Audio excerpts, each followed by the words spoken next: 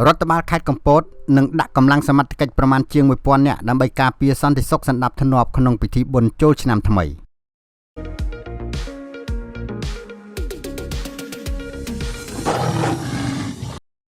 ខេត្តកំពត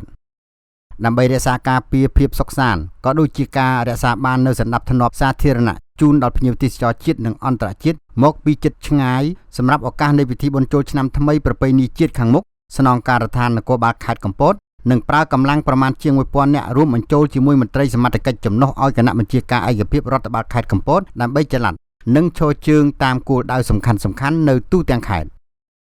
លោកវីរៈសេនីយ៍ឯកដានវុធាស្នងការរងនិងជាអ្នកនាំពាក្យនៃស្នងការដ្ឋាននគរបាលខេត្តកំពតបានប្រាប់ឲ្យដឹងថាក្នុងឱកាសនៃពិធីបុណ្យចូលឆ្នាំថ្មីប្រពៃណីជាតិខ្មែរដែលនឹងឈានចូលមកដល់នាពេលខាងមុខស្នងការដ្ឋាននគរបាលខេត្តនឹងប្រើប្រាស់កម្លាំងនគរបាលចំនួន 1018 នាក់សហការជាមួយមន្ត្រីសមត្ថកិច្ចជំនួសឲ្យគណៈបញ្ជាការឯកភាពខេត្តដាក់ឈរជើងនិងចល័តតាមគោលដៅសំខាន់ៗដើម្បីការពារសន្តិសុខសណ្ដាប់ធ្នាប់ជូនភ្ញៀវលោកស្នងការរងបានបន្តថាគោលដៅឈរជើងសំខាន់ៗនឹងត្រូវបែងចែកជា3ប្រភេទរួមមានកន្លែងរៀបចំពិធីកម្សាន្តសប្បាយតាមដងផ្លូវដែលឧស្សាហ៍កើតមានឡើងនៅករណីស្ទះចរាចរណ៍និងគ្រប់រមណីយដ្ឋានទូទាំងខេត្តចំពោះតំបន់ត្រជាក់ត្រង់ចំណុចរង្វង់មូលរូបសំណាកផ្លែទុរេនអង្គភាពបង្ការនិងពន្លត់អគ្គិភ័យនឹងប្រើប្រាស់រថយន្តចំនួន4គ្រឿងសម្រាប់បាញ់ទឹកជូនភ្ញៀវរាំលេងកម្សាន្តពេញរយៈពេល3ថ្ងៃលោកវីរៈសេនីយ៍ឯកបានបន្តថាក្រៅពីកិច្ចសហការជាមួយកម្លាំងកងរាជអាវុធហត្ថប្រជាការពារមន្ត្រីសុខាភិបាលមន្ត្រីអគ្គិសនី